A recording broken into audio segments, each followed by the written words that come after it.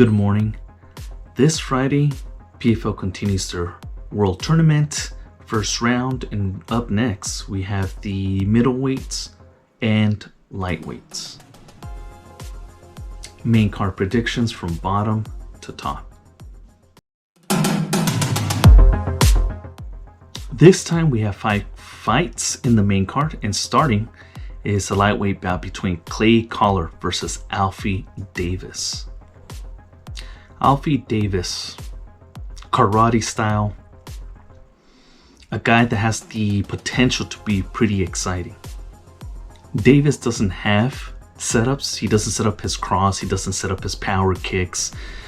But he definitely knows how to move around from left to right. He moves side to side, which is always good, especially when you're one of those fighters that doesn't set up anything. One thing I noticed in this last fight, although he lost a fight that he was winning, is he can strike as he's angling off, which is always something beautiful to watch. What's alarming of Alfie Davis is that when he got caught, now granted he got caught, he was hurt, you never know what goes through a fighter's mind when that happens, but it seemed like he gave up in the fight. He mentally checked out, he got taken down with zero resistance and got tapped out immediately. Opposite to him, we have Clay Collard, a guy that's battle tested, a guy that when these UFC talents were coming over to PFL, this guy was completely destroying the hype train.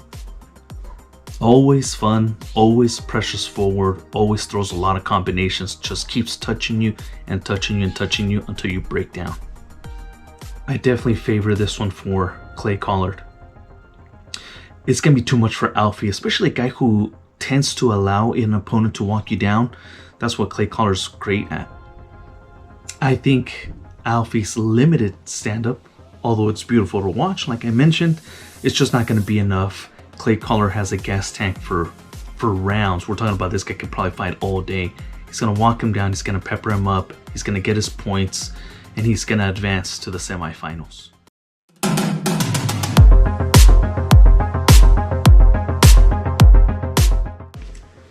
Next up in the main card, we stay at lightweight, and we have a fun matchup here. We have JJ Wilson versus Mads Burnell. Mads Burnell, a guy that's very, very similar to Clay Collard. They walk forward. They're not necessarily power punchers, but they will throw volume. Punches and bunches. And you combine that with a gas tank that holds up. Mads Burnell's a nightmare of a matchup for anybody. And I absolutely love how Mads Burnell just kind of shells up and walks forward. And may the chips fall wherever they may. JJ Wilson, he's not as fine-tuned on the stand-up, but it's enough. Powerful striker, kicks, front teeps you, keeps you off balance. And as we saw in his last fight, I mean, if it's the floor, this guy is active. A beautiful hip toss he was able to display in his last fight. And not just that, when he was getting taken down, if he was to get taken down, immediately he goes for an omoplata. He reverses you. Like I mentioned, this guy stays active. He's not going to sit there and let you, steal the round from him. This is going to be a fun one. It's definitely going to be a fun one. I see Mads Burnell walking him down. JJ's going to fire off. There's going to be some scrambles. If it comes down to the scrambles, I do think JJ Wilson might be the more physically powerful guy. It's just Mads Burnell's tank, that go pressure is going to be too much for JJ. Again, it's kind of funny that Clay Collard and Mads Burnell fight right after each other because they have similar styles, and I see a similar ending here. I feel that Mads Burnell is going to be able to walk him down. He's going to be able to land combinations, just winning by sheer volume. Will he stop JJ? I don't think so. But he's definitely going to win a unanimous decision here. And also he will advance to the semifinals.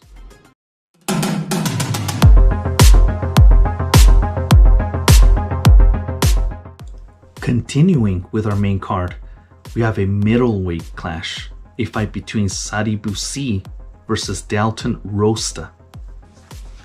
Dalton Rosta, powerful, explosive, but I honestly feel this guy's like a one-round fighter. His last fight, I mean, he had his opponent in all sorts of trouble.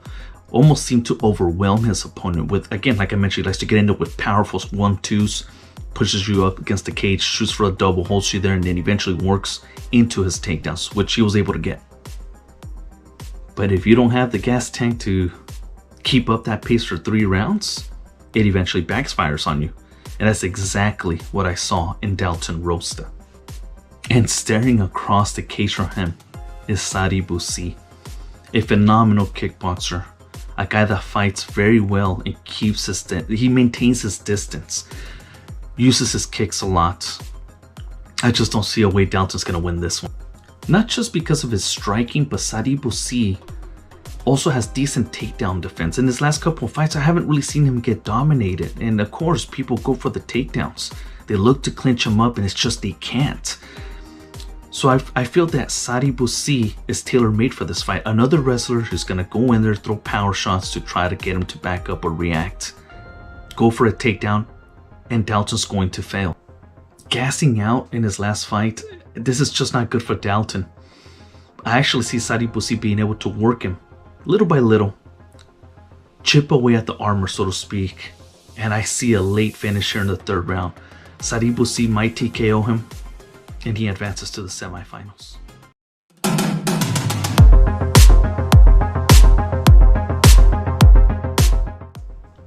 Co-main event, we have a clash between lightweights.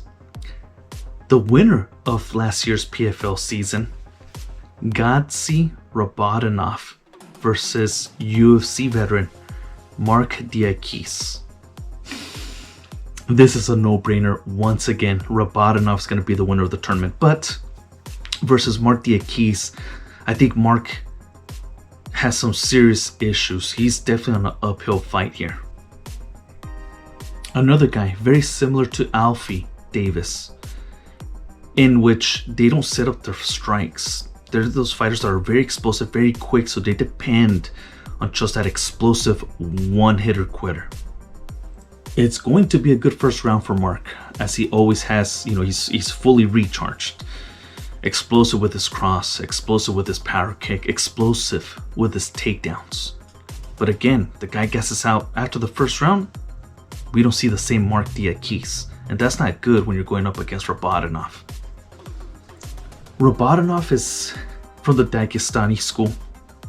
Again, like I mentioned, last year's season winner. What I love about Robotinov versus other Dagestani fighters like Islam is that he stands more straight, and he's not afraid to let his hands go. This guy is coming off a 10-fight win streak. He's gonna kickbox. He's not afraid to stand. And if Diakis wants to wrestle, the emphasis in Dagestan, this guy's not gonna care about the wrestling. He's gonna welcome it.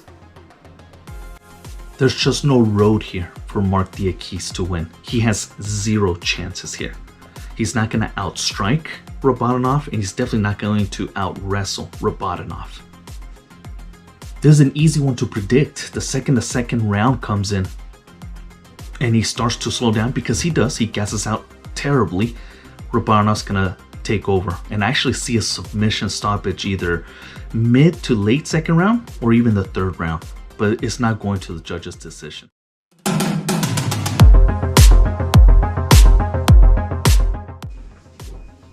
Main event of the evening, middleweights. An actually interesting matchup. We got Impa Kasangane versus Fabian Edwards. Impa Kasangane, a guy that the PFL really rides for. The poster boy, almost became the poster boy to the PFL. A guy who has fought the who's in the PFL, a guy that has fought in multiple weight classes, and at one point was even calling for a heavyweight fight versus Francis Ngannou. Even with a loss to Johnny Eblen, I feel that Impa Kasangane still had a lot of trajectory. And then he crossed paths against Yakshimuradov for the season finale in last year's tournament. And predictably, you can go and check my prediction video for that one. I said Yakshimuradov has a huge chance of knocking him out because he's the more explosive, faster striker, which that's what Impa likes to do. He likes to stand and bang. And we all saw the outcome. It wasn't too good for him. It didn't turn out well for him. He got destroyed in mere seconds. And he's going up against another striker in Fabian Edwards.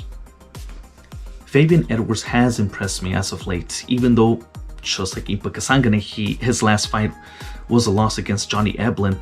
I was still impressed with him, despite a loss. An incredible kickboxer.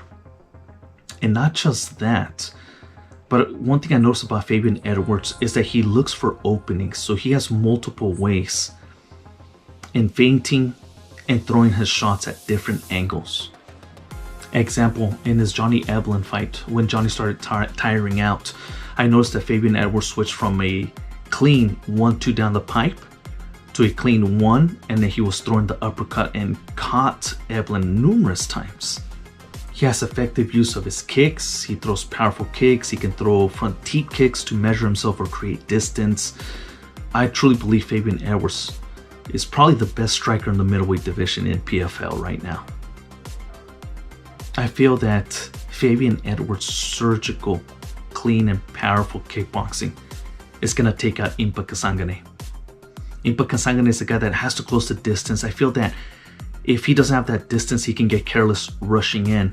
And I truly feel that Fabian Edwards is going to be waiting for that moment. Another thing to take into account is that Impa Kasanganay does slow down. He does. And Fabian Edwards, although he tired out, but in his last fight with Eblen, 5-round fight, his gas tank held up. As we go into the later rounds, second or third round, I think Fabian's going to catch Impa Kasanganay. I think Fabian can pull this off, and I truly believe he is going to get his TKO stoppage, and he will advance to the semifinals.